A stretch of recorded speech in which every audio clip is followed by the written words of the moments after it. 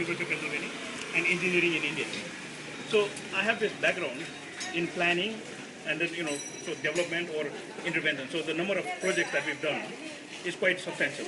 Okay, in Nepal. So that's one part. But the second is, my surname is a Chitrakar. Now, 13th century, 12th century Kathmandu, there would be 64 guilds. Okay, and the German will understand this. Shoemaker is a shoemaker. Right? So no shoemaker maybe makes shoes anymore, but the Chitrakar still paints. The Tamrakar still makes copper. So 64 guilds. Now we have to be a little careful about not using the word caste, because these are not castes. These are guilds. These have to do with traditional occupation. Okay? So what we will see as we walk along are two things that we will explain. One is 2030 was the year when the UN predicted that half of humanity would be living in cities. Now the reality is in 2010, half of humanity is already living in cities. So unless we understand cities, we're going to be in deep trouble. Take Australia, 200 years of human settlement from the Westerners, and 50% of the arable land in Australia is already gone. Perth is going to be the first city this century to run out of drinking water. So then you come to Patan and you say, how come these people have water flowing 24 hours a day from a stone spout which was built 1500 years ago? 200 years in Australia, 1500 years in Patan. What is that? You have to learn this. But the second is, many parts of the world have been invaded. So if you go to India, it is very hard to authenticate an icon because the British added something to it, the Muslims added something to it, so the Mughals added something to it, so it's very difficult. But in Kathmandu, it has remained authentic for centuries and centuries. So for example, when Tibetan Buddhism has been destroyed in Tibet, where will the Tibetans finally get their Buddhism back, say 200 years from now? Probably in Kathmandu or in Mustan. Because it will be preserved as it is here, and that is why people keep on coming to Kathmandu to see the authentic. So what was it like in the 7th century? What was it like in the 13th century? They come to Kathmandu because it has never been destroyed. At least not destroyed to a level where, say, Delhi was destroyed, or some of the towns along the Silk Road were destroyed. So that's the other thing we will look at. Now the third part is to open your mind and look around. So we came up a slope. Right? When you came up the path, we came up a slope. And then you are greeted by a gate. So what does a town on top of a hill with a gate mean? That you are not very welcome. So on top of the hill means it was made for defensive purposes, and a gate means not anybody was allowed to enter. So what does that tell about the city? It tells us it was under threat, it was usually attacked, and so defense was a major function of a city. Now the second is, the moment you come inside the gate, there is a big open space. So 2000 years ago, it was not a taxi stand. So what was it? It was a place where the traders would unload their horses and their mules. Okay? And then a well where they can wash up, a temple where they can perform their rituals, and a rest house where they can sleep. So the city design is done in such a way that, yes, we are careful about who enters, but if you are here as a trader and you want to trade with our people, then here's a place to tie your horses, here's a place to wash up, here's a place to do your rituals, and here's a place to sleep. So when you look at the city design, okay, every city in Kathmandu is surrounded by gates. The gates have open spaces. They have a well, they have a temple, and a party to sleep. So it's not by chance. So every space like that will tell a little story about the history of the place. So as we walk, we'll make sense of that. Why does this space exist? Why does this little thing exist? There is a reason for that. So when we do restoration, we are not just restoring one house or one temple. You have to restore the entire system. Because it applies today, just like it applied then. Now, look below you. Now, what you see is puddles. Yeah? You'll see the manhole, okay? And you'll see a lot of work not done. Why?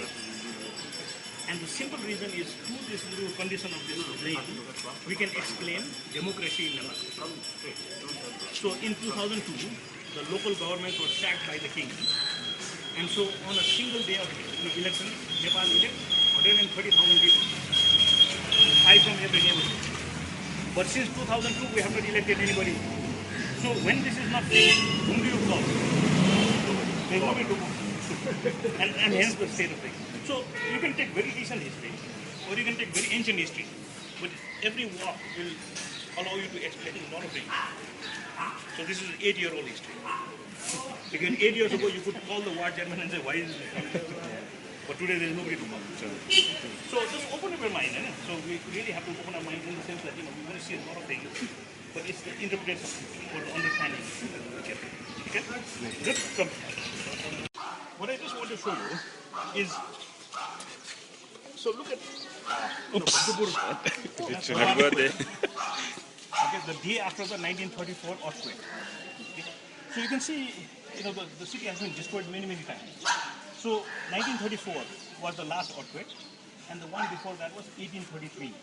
100 years. Before that. So it's almost like a clockwork. Kathmandu has been destroyed. Right? So if you were to come to the Bhaktapur Darbar Square one day before the earthquake, so this is what it looked like. Okay? So now if you look at this picture here, the only thing that has not been recovered in Bhaktapur is this temple in the back. So the rest has all been recovered. Now to understand this, okay, we're going to stop here. And this, I want you to look at this temple and this facade. So this is the beauty of being in Kathmandu, is that if you look at a lion, a stone lion at the base here, so in 1200 years of wear and tear, sunlight and rain, that's what a lion begins to look like. Now, in 400 years, a piece of wood begins to look like this. So it takes only 400 years for wood to become of that state. Why? Because we claim that we are in the Himalayas, but the reality is we are at the same latitude as Florida. So the heat really destroys the wood. So 1200 years old, 400 years old. How old do you think this is? Pretty new. 50 years. Well, Even less than 50 years. yeah, it's only 7 years old. Okay. Now, 7-year-old, and then how old do you think this is? Very new. Very new. Very new. So the joke would be, I didn't see it last time I was here. So this wasn't here last time I was here. This is 7 years old, this is 400 years old, and this is 1200 years old. Okay? So what makes Kathmandu's heritage unique is that it is not an archaeological site. It is what we would call a living heritage. And so it's alive. So why is it living? Unfortunately, because we had earthquakes. Because the earthquakes destroyed these temples, we had to rebuild it. And because we had to rebuild it, that's why the whole town is full of artisans. Now, can you imagine arriving in Agra and trying to find a family whose forefathers built the Taj Mahal? And the answer would be no. Because the Taj Mahal has never been destroyed. So there's nobody left who knows how to build it. So in New York, beautiful buildings in Manhattan. But the Italians who built it, their grandchildren's grandchildren are selling pizza. Because the Manhattan has never been destroyed. So in a strange way, destruction is a great incentive for conservation. Now the question would be, should we wait for another earthquake? Or do because the Nepali saddest mind would say, let's wait for another earthquake and then we'll fix it. But it's not going to happen. So just to get you to understand how conservation actually happens in this town, is if you look at this door header, it is missing. The toran over the door is missing. Okay? Now only in Kathmandu, and no different from you, right? So here is a picture in 1968, taken by the wife of the then US aid. So the US aid director's wife was taking a walk like this and took a picture, and I'm sure she took a picture only of the children. But luckily in that picture you have the strut. Okay, so 1968. I mean, it's a bad photocopy, but we have the picture, and so we know exactly what was on that strut.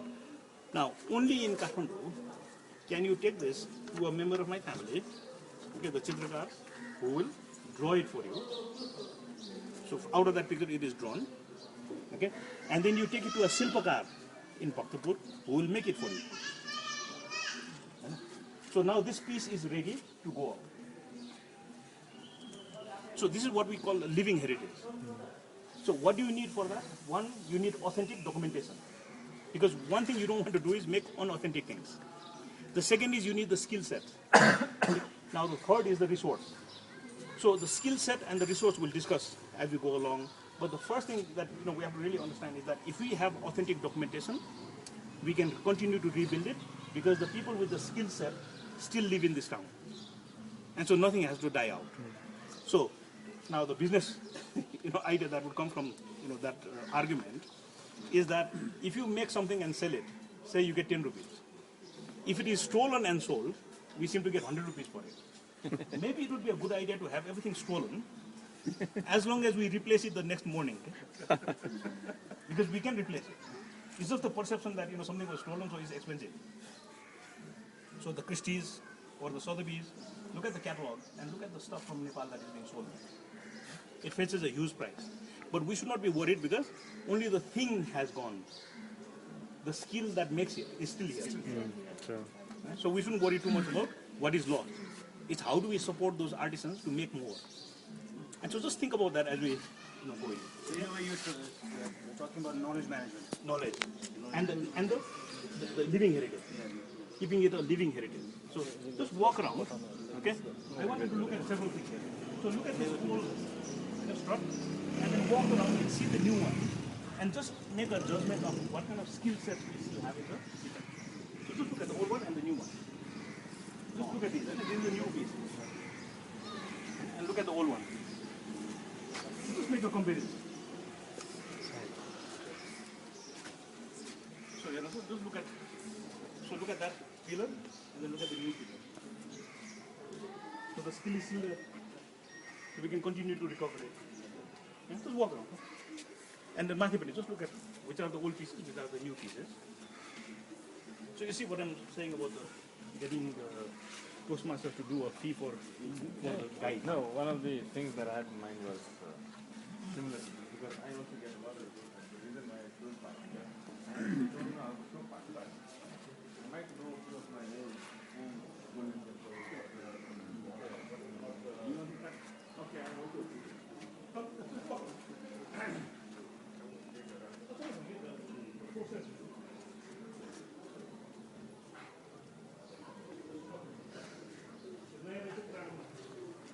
You can tell the difference between Patan and Naya.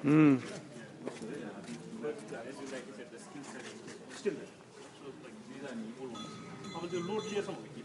Now we can transfer them here.